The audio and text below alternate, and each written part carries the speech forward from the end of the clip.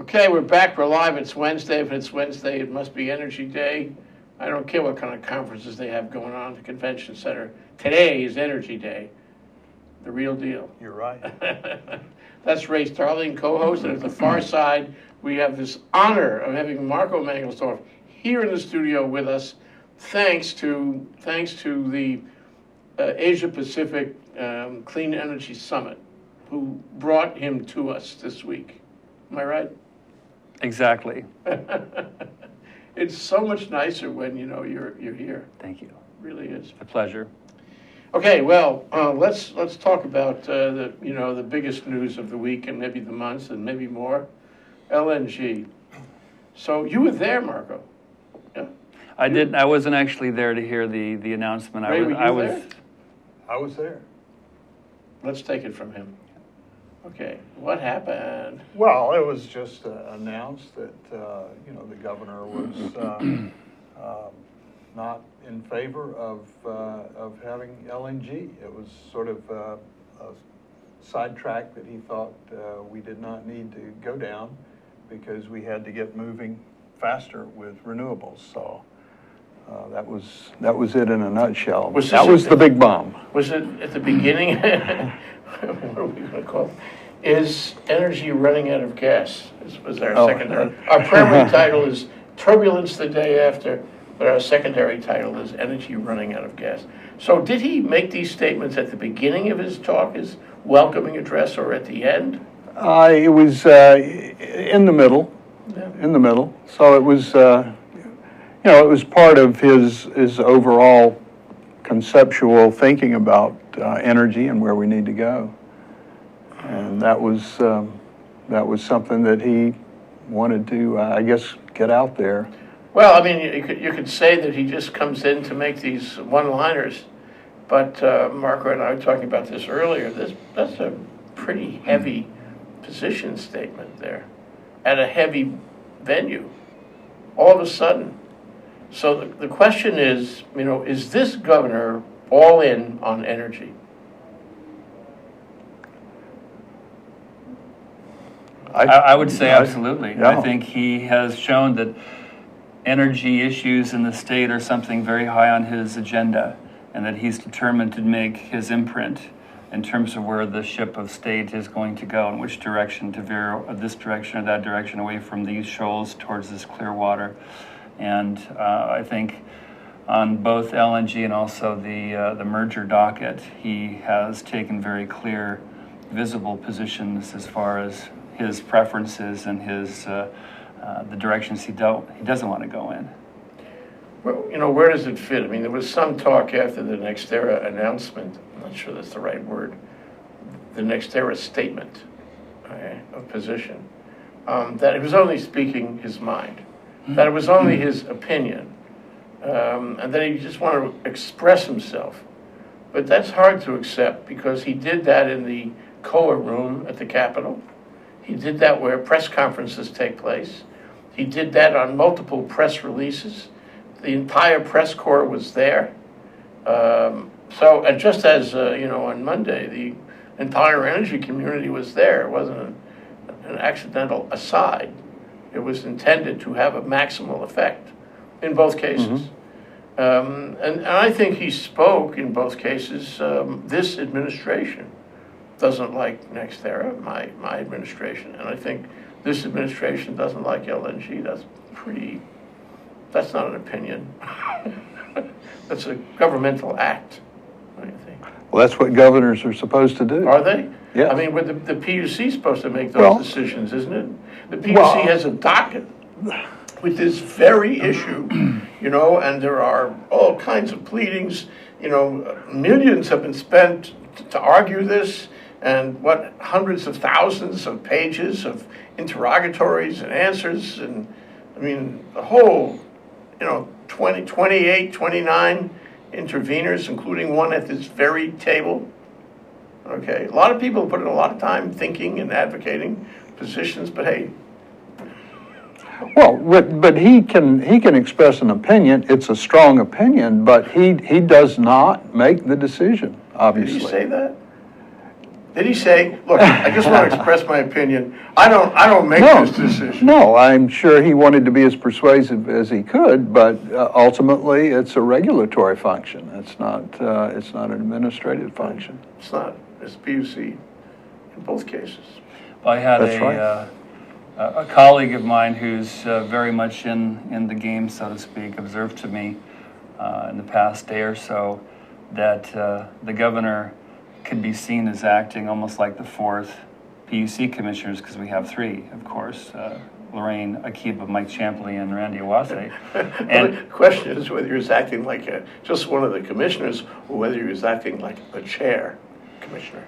Well, I mean, one could observe that since he was the one to appoint Randy, who was a former colleague, if I'm not mistaken, in the state Senate, that, I mean, even though clearly the commissioners are supposed to be independent, that would form a nucleus of perhaps two people, 2 out of the 4, I mean, roughly speaking, that are, to what extent they're on the exact same page remains to be seen, but it's hard to find a precedent in the past several administrations where a governor has become so specifically and directly involved, I think, in some of these really important dockets. Well, here's my cut on it. I've been thinking about it. Is, we all of us have been talking about a vacuum in the leadership department for a long time in energy. We have, I don't want to spend the show counting them, but we must have 15 agencies and organizations and associations that look at the intervener list.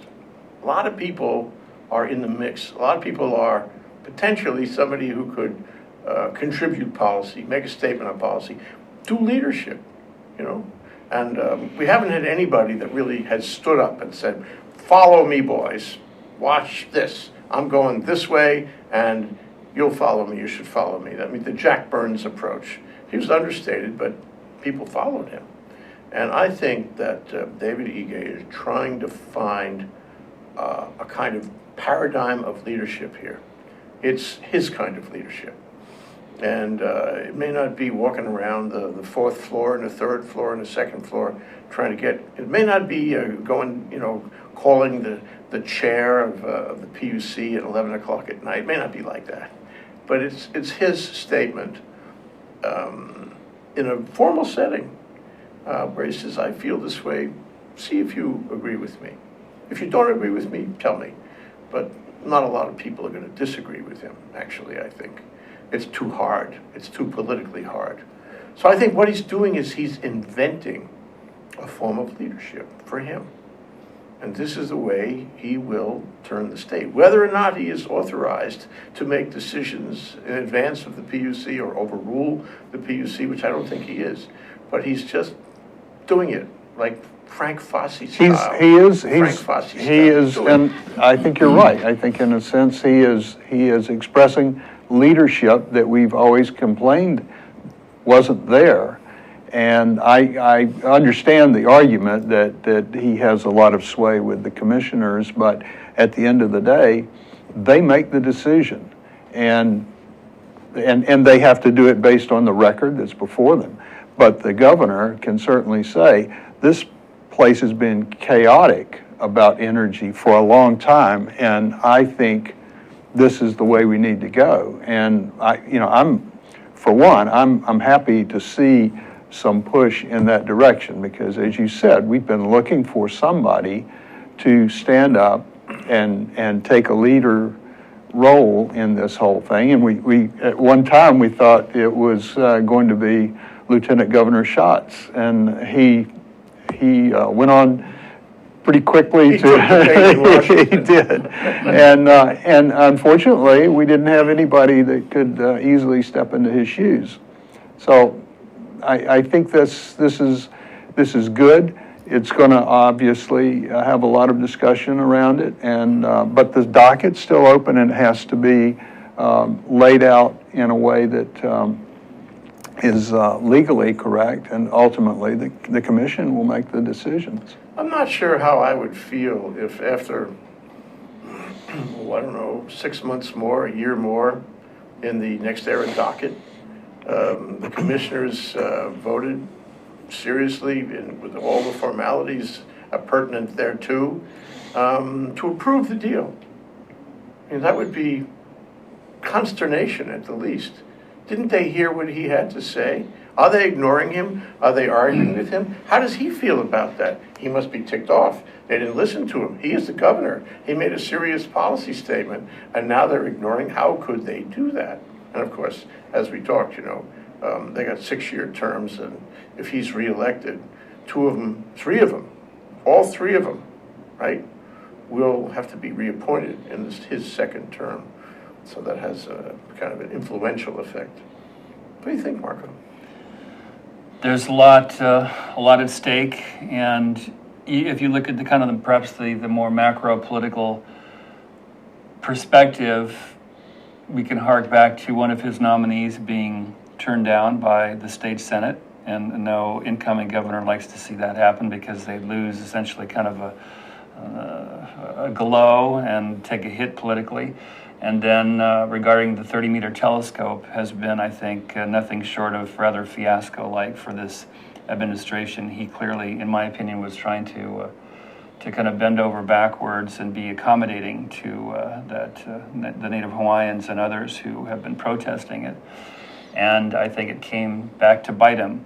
And he brings, of course, a lot to the table, but the way the government, the way the state government and his Department of Land and Natural Resources have played the game, so to speak, on Mauna Kea has really been embarrassing, I think, and it still continues to be embarrassing. So if he can somehow take a bold step in another field that's going to bring his cred back and have people pay attention to him, and he's taking bold decisions here, and that's a good thing because we need to stop the business as usual type of thing. So I don't know. I'm channeling for David and his brain trust, but it does seem that he's out to make statements sometimes and make an impact. And what a better place to do it than in an energy conference that brings people from far and wide wanting to hear things, because so much, let's be candid, so much of these energy conferences can sometimes be rather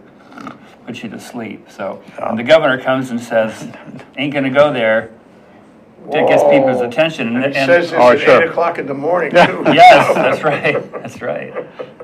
Well, I really, to react to that, to sort of synthesize it, when he did the TMT thing, he was fresh on how he, as a governor, should deal with this kind of crisis. It was and is a crisis.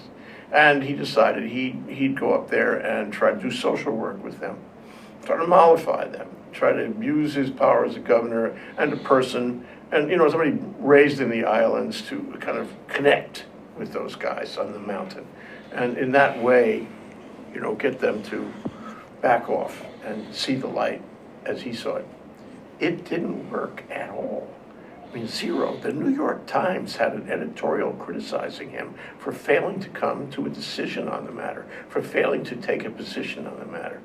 Okay, that was a loser, what happened. And frankly, we're still suffering because the construction still... Excuse me. If that's the New York Times, tell them I'm busy. It's the governor's We'll get back to them. The governor. Definitely on the hot We seat. rehearsed this, right? So anyway, so he says, and even now there's no construction. It got messed up. Yeah. So now he says, wait a minute, I got to do better than that. I got to be more forceful here. I got to find a way to lead. And that's what he's done on issues 2 and 3. So he's trying to, I agree with you absolutely. He's trying to correct for what went wrong on TMT. And now, arguably, he's been quite successful in that. He's learned, he's found his mojo, Mm-hmm. But it's come at a cost. That pretty much everybody I've run into over the past several days the reaction has been uniformly kind of one of being stunned and amazed. And the shockwaves just continue as far as how are the major players from Hawaiian Electric to Hawaii Gas to others who have been stakeholders in this for years. Spent a lot of money. A lot of money. Yeah, so, I mean, Hawaii has had the rap and the rep of being not such a friendly place to do business, right? And when you throw land or bombs into the room, there are repercussions in terms of other folks who may want to do business with us on these grand projects. It's the Wall Street Journal. Oh man, it's been a busy media day today. Let's take a short break, Marco, and you can answer the phone, and you have to tell Ray and me what it is, and then we're going to come back after the short break. That's Marco Mangelsdorf, Ray Starling, and me, Jay. We'll be right back. Hi, I'm Ethan Allen. I'm the host of Likeable Science on ThinkTech Hawaii. We talk about why people should like science, why science is actually fun, how science is a dynamic and vital part of everyone's life, why everyone, every man, woman, and child on the planet should really know science, should love science, should be familiar with science. So it's a great show. People come on here and have interesting conversations with us. They tell us why they do what they do, why they love it, why we should love it too. I hope you'll join us every Friday, 1 to 2 p.m. And of course, you can see it anytime on YouTube. Aloha. Hi, I'm Donna Blanchard. I'm the host of Center Stage here on ThinkTech Hawaii. Center Stage airs every Wednesday at 2 o'clock, and of course you can check out our archives on YouTube or on ThinkTech Hawaii anytime you like. Why should you do that? Because this is an arts show that I believe is making a difference in lives. We talk with artists of various ilk. We talk with painters and writers, playwrights, novelists, poets, sculptors, dancers, you name it, directors, actors, of course.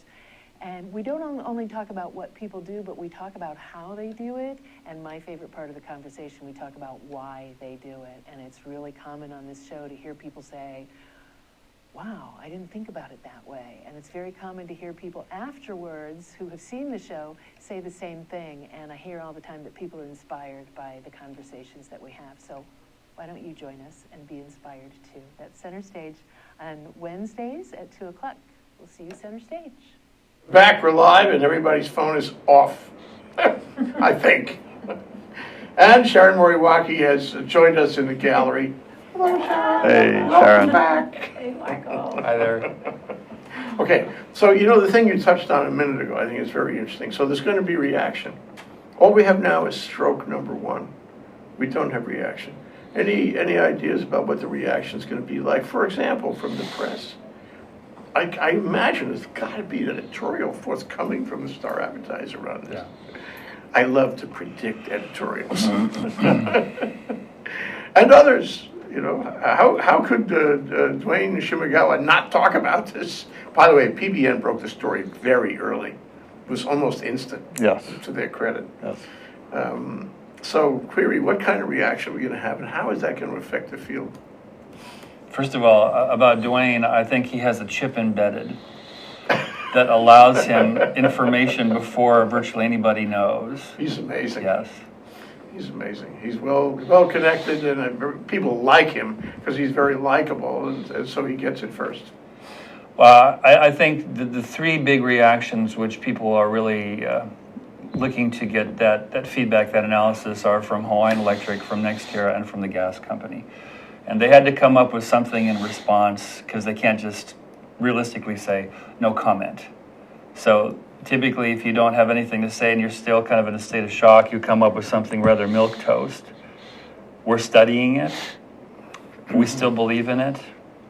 But I think it's inevitable that all three should be coming up with some type of, not so much a policy paper, but something more in depth in terms of an analysis and critique, perhaps, or concern, maybe more. But isn't that the crux of the whole thing, that there hasn't been enough transparency for any of these issues to satisfy most people? It hasn't satisfied me. I don't think it has you.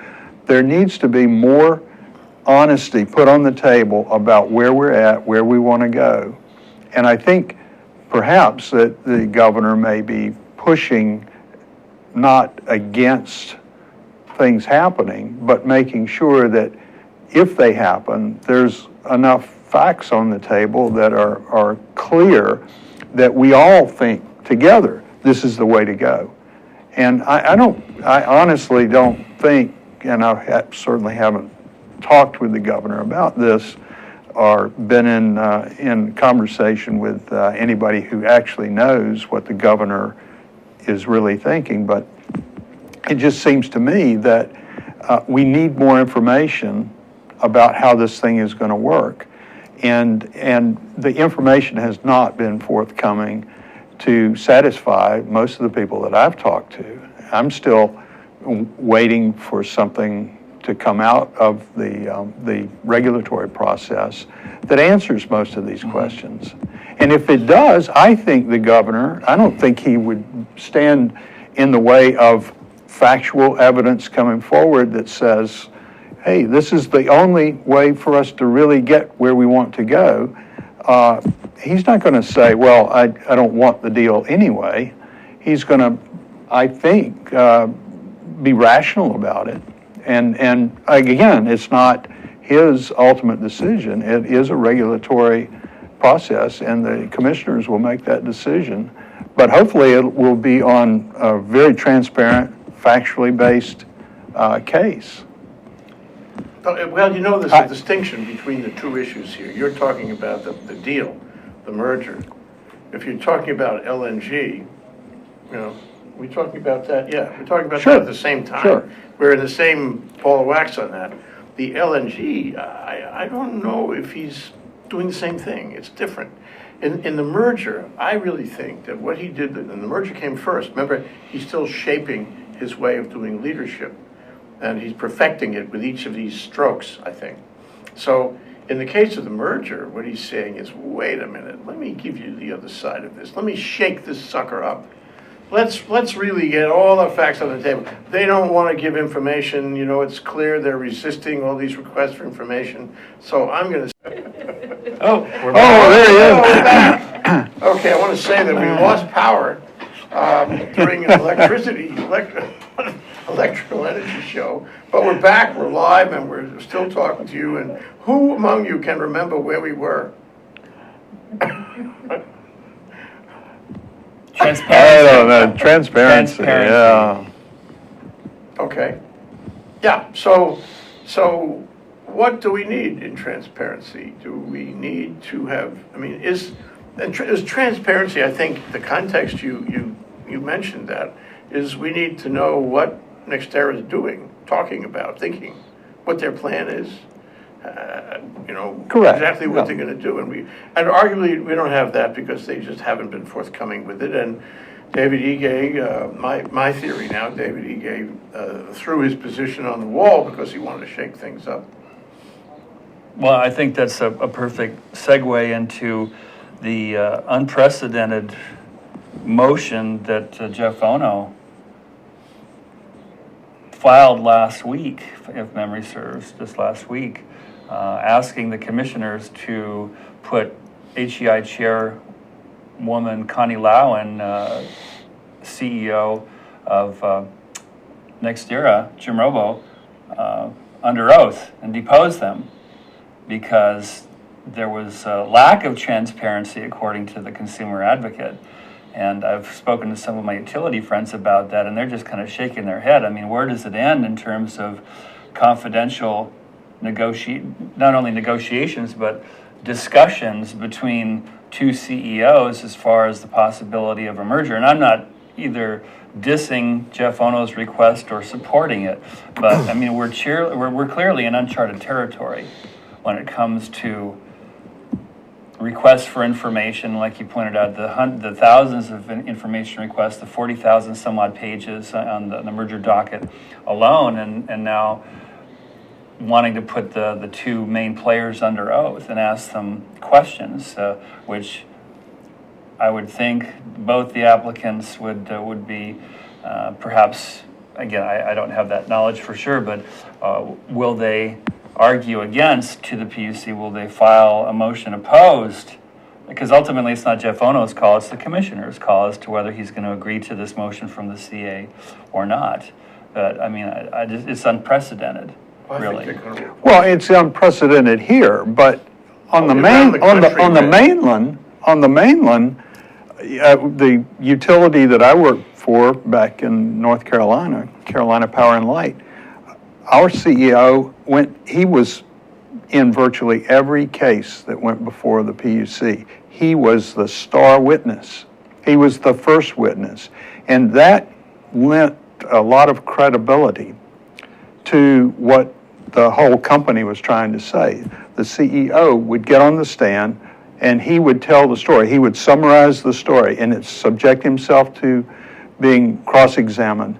And it worked for both sides.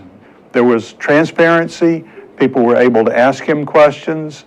He had to answer them truthfully, and he was viewed as a formidable witness for the company, not somebody who was cross-examined and beat up, because he was the guy. He was the buck stopped with him, and he was able to get his point across and help get the case started. And I think that would be helpful here in terms of getting through this questioning about what the real motives are.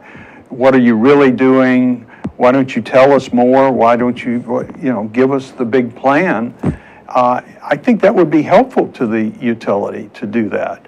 And there's you could always say, that's a proprietary thing. I'm not going to answer it, but I don't think it's something that would. I think it would be a plus for the utility to do that. Say, yes, we'll get on the stand. We'll talk. We've been misunderstood. Here's the story. Here's the real story. They don't have to get on the stand to do that, though. They can. That's true. Do it. True. But the cases in North Carolina, South Carolina.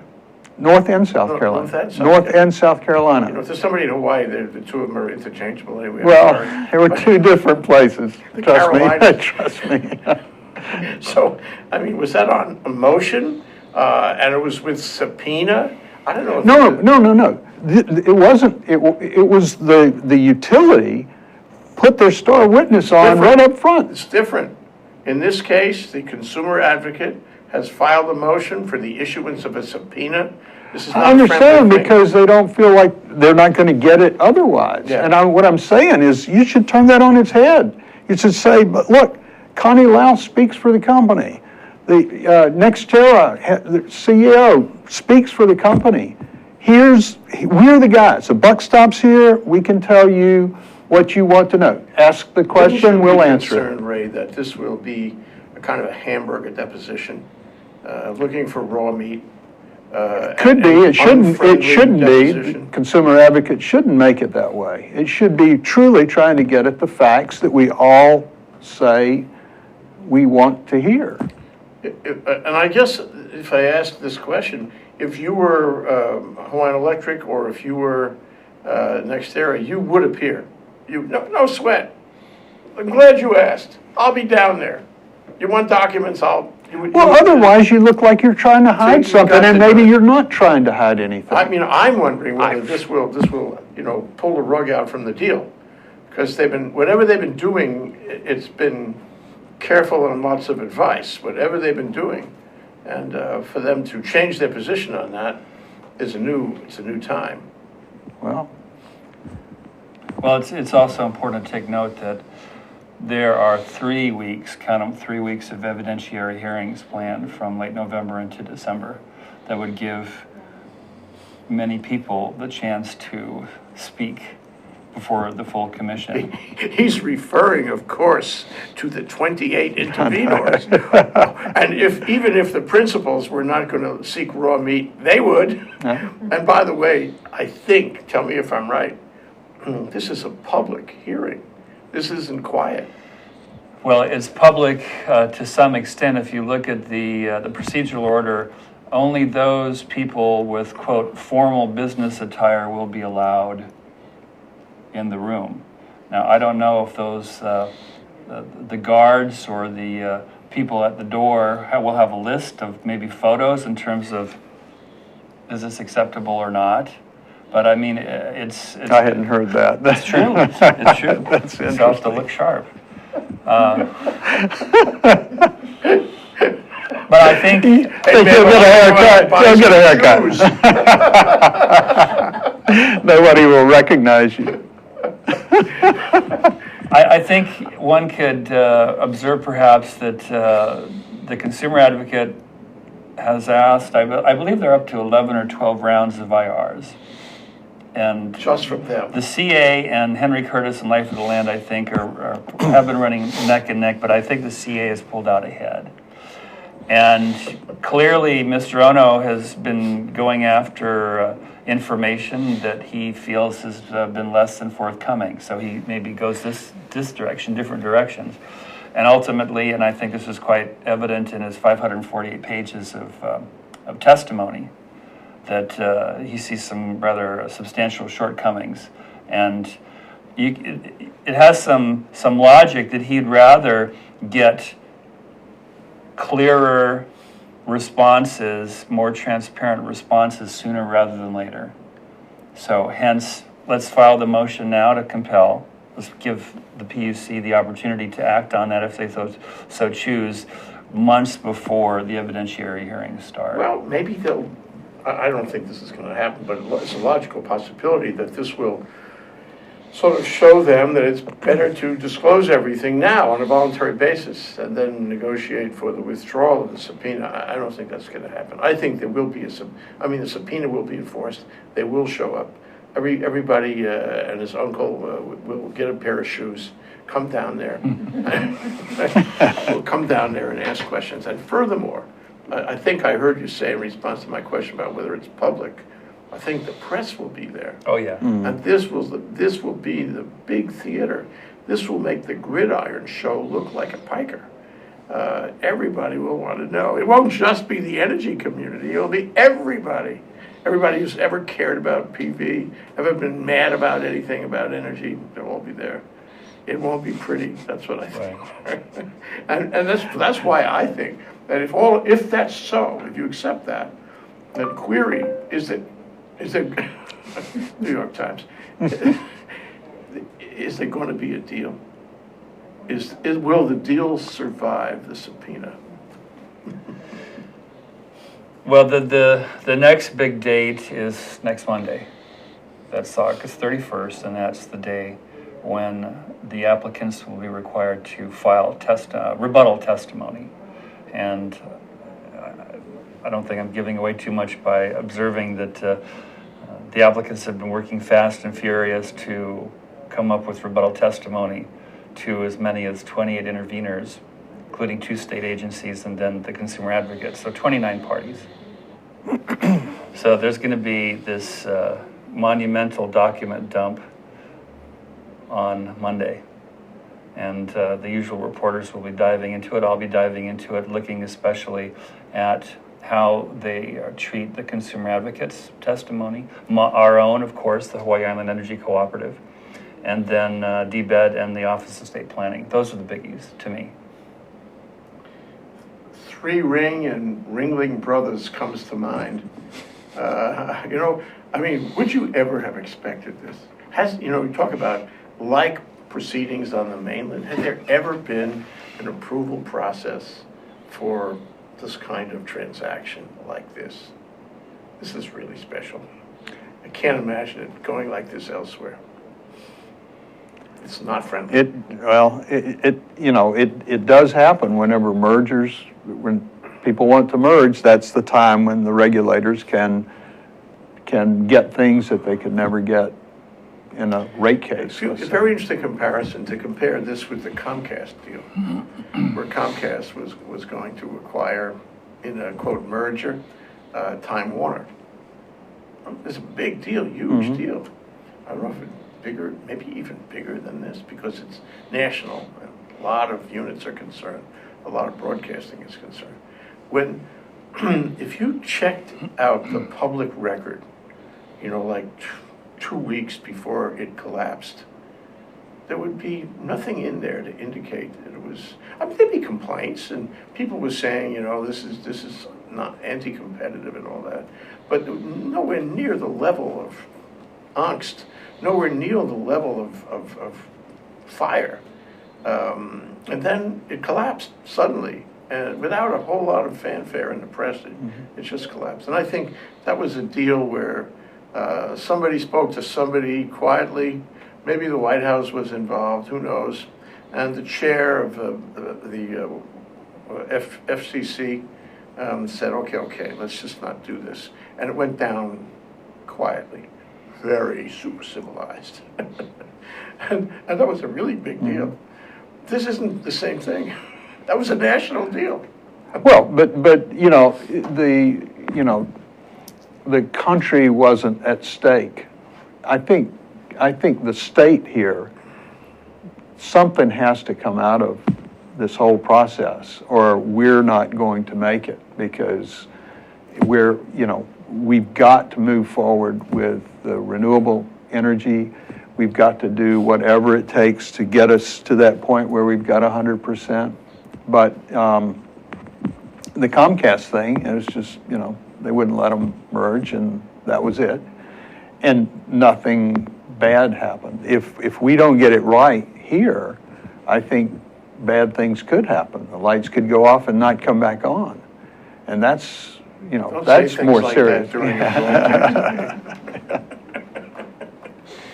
No, I really mean, I think it's more serious here. This is real serious stuff for the state economy, the people who live You're here. suggesting that somehow this deal, if it was executed, would be a threat to the state economy? No, I'm saying if we don't, I'm not saying if it goes or not, it doesn't go, it's going to threaten the state. I'm saying if we don't get our arms around getting down the road to renewable energy, I think that's could Amen to that. cause a collapse. That takes us perfectly on a segue perfectly to the DER conference, the DER program that Marco was one of the speakers in. And I don't know if you agree with this, but what I said at the outset was, of all the conferences and all the technology and all the stuff that was going on, that has been going on at the Clean Energy Summit, I thought DER was the most important one, because it is the way. It is how we do it. And it's political, it's social, it's the structure, it's leadership in the highest form. This is the way we go. This is the navigational path. This is how we settle these major issues, and where the energy comes from, and who, what kind of installations are put down, who pays for them, who owns them, who manages them. This is really the meat and potatoes of the way it goes forward. Disagree. Or the tofu and curry as well. Thank you. Yes. I guess that's an agreement. Well, and I think you're absolutely right. I mean, I'm somewhat biased because I was on the panel with you, and you, of course, did a wonderful job, as usual, being moderator. But the issues that people like me in the photovoltaic industry are facing are not these esoteric, what the world's going to look like in Hawaii in 2045. It's what the world is staring us in the face right now, and in the weeks and months to come. And I have a substantial feeling of unease for rooftop solar, which has been my bread and butter industry and my way of making a living these past 15 plus years here in Hawaii. And we collectively, including Hawaiian Electric, don't have a quick and ready solution, an easy solution, to be able to go far beyond where we are now as far as rooftop PV. And I mean, we've gone now from starting 14, 15 years ago to zero rooftop PV to having, for the Hiko, Helco, Miko territories, 15% of all households having a photovoltaic system, 15%. And I would hazard to guess it's probably somewhere in the 30-40% range for solar thermal. So we are by far more solarized, so to speak, than anywhere else in the world. Solarized. Yes, more You solarized. heard it here. Yes. But there are warning signs, not in the far distant horizon, but just over that little pu'u that we know are there. So I have real misgivings in terms of hard stops that we're dealing with, and I keep on going back to the example of Molokai, a place near and dear to my heart, where, as I mentioned in the panel, since January, Maui Electric has not been approving any new rooftop solar systems because they are maxed out for now. So that is, Molokai is the future. And how much longer do we have on the other islands until we reach what I call the Molokai state? Yeah.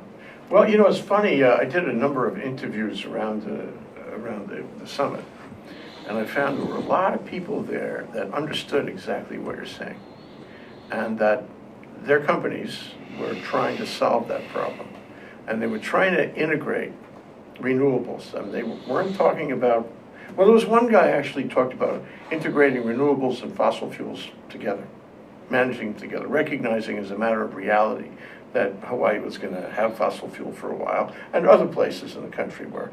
And his way of dealing with this was to manage all the elements, all the energy from whatever source. But there were a lot of guys there that were into DER, and were trying to manage the DER elements, on the roof, in the community, the interim place, and at the utility, and manage them in a way so that they would be most efficient, and so that the actual need for fossil fuel was minimized because everything else would work together. And of course, storage was a big part of that. Exactly. I was going to say that there was a lot. I don't know if you got to get around a lot in the showroom, but virtually everybody there had some connection with storage. Right. And I believe the technology will eventually save us from what other bad things could happen, because I think that people recognize that that's the missing link. If you had a way to store, you could put all the solar PV up that you could possibly find a roof to put it on, and we would be better off with it. And I believe the technology is pretty close. I mean, we're waiting for something to take off that sort of looks like the winner, the VHS instead of Betamax. Right. Or whatever, but I think when that happens, and I think there's so many people out there trying to make it happen that it will happen. When that happens, I think a lot of the stuff that we worry about and argue about right now will kind of go away. Well, and also it goes back to the DER, the Distributed Energy Resources Docket, because storage is a very important part of that puzzle. And the utility companies have been trying to figure out how batteries, specifically on the customer side of the meter, are going to fit into the mix. You're absolutely right, Ray. But as far as deploying in any type of substantial quantity, we're a ways away from that. And again, right now, there are no rules of the game from Hiko, Helco, Miko, because it is really enormously complex compared to the soon-to-be good old days where you slap up a photovoltaic system on your house, you have an inverter, and it does what it does, which is DC to AC. You don't have to figure anything else out, really. But when you start dealing with battery storage and systems that are either no export, controlled export, limited export, time of use, it's really rather head-spinning in terms of the equation one has to put together that's going to make sense from an engineering perspective. Help the utility where it needs to be helped. Don't give them power when they don't need it, which is 10 to 12. Be cost effective, affordable, reliable, and be able to allow more and more people beyond the 15% who already have PV systems to do it. So, I mean, it's all doable, but as I've lamented for years to you, Jay, the pace of things on the ground are far outpacing the techno fixes that are ready to slap in. And that's not to put down at all some of my friends like Chris DeBone, Hawaii Energy Connection, and others who have been very creative and put a lot of time and money and effort into trying to put together battery packages with sophisticated electronics to do all sorts of wonderful things. But it's gonna be a while before we're ready to rock and roll. But I agree. I mean, energy storage is the buzzword, and the big whoop-de-doo conference for renewable energy and solar every year is called Solar Power International, SPI, and it's going to be in Anaheim in just a few weeks. And I'm not going to go to it. I can only handle so many of those things a year. But I mean, I think that the buzz is going to be batteries and energy storage. And I mean, there's a lot of interesting stuff out there, don't get me wrong. But well, a lot of people are saying that we, if not right now, then soon enough, we'll have the ability to deal with renewables with a minimum amount of fossil fuel. And it'll only get better over time. But you know, the problem is, one of the things is reliability. And the other thing is, the other thing I'd like to express a thought, may I? You know, It's your show. Go ahead. We started out with this notion of clean energy, and then we got to the thing about cheap energy. And everybody said, we demand cheap energy, and that's part of our, you awoken the dragon here. You know, we want cheap, okay? But forgetting about the fact that if you are in a transition and you are changing the whole system, which we are doing, you're going to make mistakes. It's like being an entrepreneur. You know Sure. you're going to make mistakes. And mistakes cost money. And you have to be smart and double back down the road and then try it again another way. People don't see that. I mean, I can remember so many of these conferences and events where people say, we can't afford to make a mistake. We have to afford to make a mistake. If we say today, we do, that we want storage at the rooftop, at the community level, and at the, utility, that may or may not be the ultimate finding here. And we may have to change that. And it's the technology, the way the whole thing sets up. So my view of it is, relax, girls. This is going to work out, but we're going to have to spend plenty of money correcting mistakes. We're going to try to avoid the mistakes, but we're going to make some. And when we make mistakes, that costs money, and that you're going to have to pay for that. And it's not going to be cheap. That's the cost of a transition. I don't think people get that. well, note that one of the driving forces behind Hawaiian Electric, rightly so, is to try to reduce costs to their customers. That is super, super, super important. High priority. And it occurred to me, kind of wild and crazy thought yesterday, that if you take LNG off the table, you have oil trading now on the world market at unbelievable 45, low $40, levels. Well, it's sub 40 now. It's below $40 a barrel. What about doing what Southwest Airlines did a number of years ago? I'm not sure if they're still doing it, but hedge in terms of the cost of fuel. So, I mean, if I was Connie and the board and Alan Oshima, I think it's at least looking into the possibility of getting into a long-term supply contract with your suppliers at a guaranteed price for years out there. You know, you're not going to be able to lock in probably at $39 a barrel. But if it's 39 plus 5, 39 plus 10, and crunch those numbers for X number of years out and see what you can do. Because, I mean, the volatility of trying to predict what you can do depending on $39 versus what it was sitting at up until 18 months ago, Right. $100 for years and years. I mean, that's huge. Yeah. So, Even isn't if that you don't- interesting? Even if you lose the benefit of the contract later, That's true. it doesn't matter. Do it for a period of You time. hedged it. You hedge it, yeah, and hit while the iron is hot, so to speak. That's mixing metaphors, but go for it when oil is as cheap as it is right now. And to me, I think I hear you agreeing with me in the sense that it costs money. You have to do things like that for a transition in which you don't know what's going to happen. You can't know exactly what's going to happen. So it costs more money. And people have to get into that. And I appreciate Hawaiian Electric's efforts to reduce costs. They're being responsive to public opinion and all that. Everybody wants that. But at the end of the day, we're going to have to pay for some mistakes. And unless we get used to that, it's going to be a struggle. Boy, Your words you have been really angered him. have been vindicated. Thank you, God.